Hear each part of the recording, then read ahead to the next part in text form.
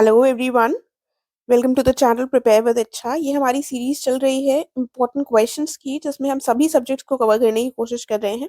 और ये जो क्वेश्चंस हैं हमारे हिंदी और इंग्लिश दोनों ही माध्यमों में है, तो जो भी आपके लिए लैंग्वेज कन्वीनियंट हो उसको आप प्रेफर कर सकते हैं। अब आर ओ के एग्जाम में आपके ज़्यादा टाइम नहीं है, तो अगर आप उसका एग्जाम देने वाले हैं तो उसके लिए अच्छे से पढ़ाई कीजिए। एक्स्ट्रा आप कुछ पढ़ने की ज़रूरत नहीं है, जो चीज़ें हैं आपके पास उन्हीं को देखिए बस। And all the very best. थोड़ा सा भरोसा रखिएगा कि बढ़िया होगा एग्जाम। राइट, तो क्वेश्चंस देख लेते हैं। पहला क्वेश्चन है हमारा, इनमें से कौन सा रसायन है या फिर केमिकल है जिसको प्रयोग किया जाता है आमों को पकाने के लिए, for the ripening of mangoes in India. ठीक है, तो पोटाशियम आयोडाइड है, सिल्वर आयोडाइड है, अमोनियम नाइट्रेट है या फिर कैल्शियम कार्बाइड है।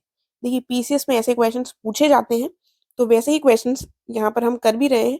ध्यान से देखिएगा इन क्वेश्चंस को। इसका आंसर हो जाएगा हमारा calcium carbide.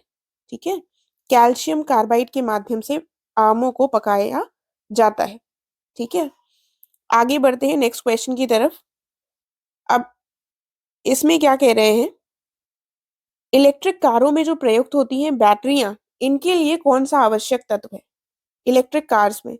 Magnesium, lithium, sodium या फिर ब्रोमीन?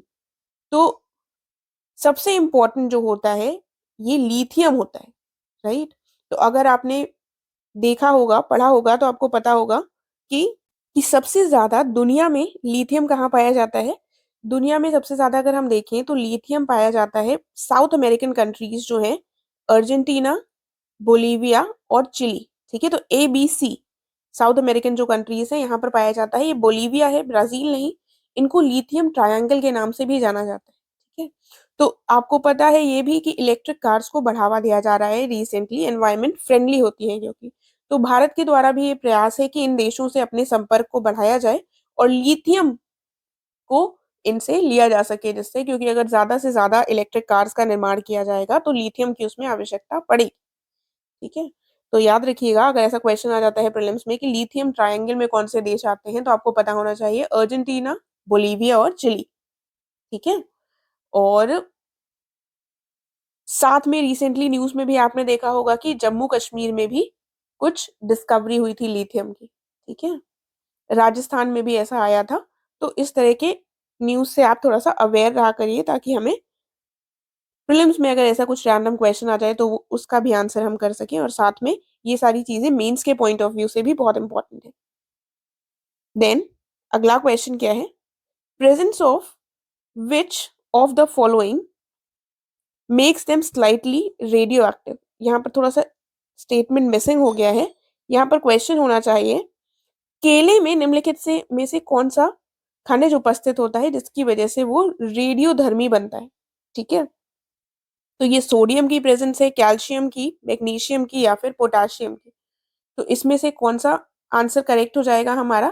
तो करेक्ट आंसर है यहाँ पर पोटाशियम। पोटाशियम की प्रेजेंस की वजह से उसमें थोड़ा सा रेडियो एक्टिव तत्व देखने को मिलता है। आगे बढ़ते हैं, अगला क्वेश्चन क्या है? फिर क्वेश्चन में कहा गया है कार्नोटाइट एक ये मिनरल है जो किस मेटल में पाया जाता है? तो किस मेटल का बेसिकली ये मिनरल है, किस धातु का खनिज है ये बताना है। लेड का, यूरेनियम का, एल्यूमिनियम का या फिर आयरन का? तो यहाँ पर हमारा आंसर हो जाएगा यूरेनियम का होता है कार्नोटाइट। ठीक है, देन अगला क्वेश्चन है, इनमें से कौन सा एक एंटी नॉकिंग एजेंट है? ये प्रश्न कई बार पूछा गया है बेसिस में। ठीक है, तो lead tetrachloride, tetra ethyl lead, ethyl acetate या फिर इनमें से कोई भी नहीं? तो सिमिलर नाम होते हैं, अगर हम साइंस बैकग्राउंड के नहीं है तो हमें इसमें बहुत ज्यादा कंफ्यूजन हो जाएगा और हम सबको एक ही समझेंगे। तो ध्यान रखना है कि ये टेट्रा इथाइल लेड जो होता है ये एंटी नॉकिंग एजेंट है। ठीक है, तो करेक्ट आंसर हमारा ऑप्शन यहाँ पर बी हो जाएगा। राइट, आगे बढ़ते हैं अगले प्रश्न की तरफ। अब हमको बताना है सिलिकॉन जो होता है ये नेचुरली किस फॉर्म में अगर होता है, एक ऑक्साइड के, फ्लोराइड के, नाइट्राइड के या फिर सल्फाइड के फॉर्म, किस फॉर्म में ये नेचुरली हमको प्राप्त होता है? राइट, तो ये देख लेते हैं। ये बेसिकली हमको प्राप्त होता है नेचुरली ये अकर करता है ऑक्साइड के फॉर्म में। ऑप्शन ए करेक्ट होगा।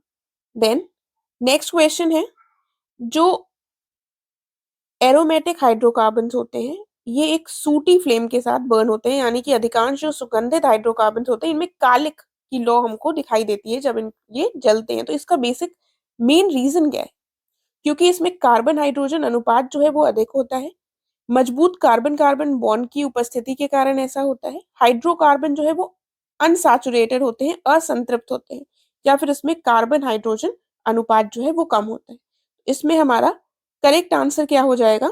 यहाँ पर हमारा करेक्ट आंसर हो जाएगा ऑप्शन ए, क्योंकि कार्बन और हाइड्रोजन का रेशियो जो होता है वो काफी ज्यादा होता है, इसलिए इसमें हमको एक सूटी फ्लेम यानी कि कालिक की लौ दिखाई देती है।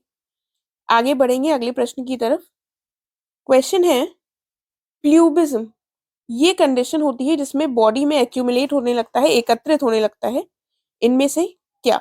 लेड, सोडियम, कैडमियम या फिर पोटेशियम। तो प्ल्यूबिज्म जो कंडीशन होती है इस दशा में हमारी बॉडी में एकत्रित होने लगता है लेड। ठीक है, तो करेक्ट ऑप्शन क्या हो जाएगा यहाँ पर? करेक्ट ऑप्शन हो जाएगा ऑप्शन। देन अगला क्वेश्चन क्या है? अब इसमें बताना है करेक्ट क्या है। हार्ड वाटर यानी कि कठोर जल के विषय में सही क्या है? पहले में कहा गया है ये कैल्शियम और मैग्नीशियम के घुलनशील लवणों से मुक्त है, दूसरे में कहा गया है ये साबुन से झाग नहीं देता है।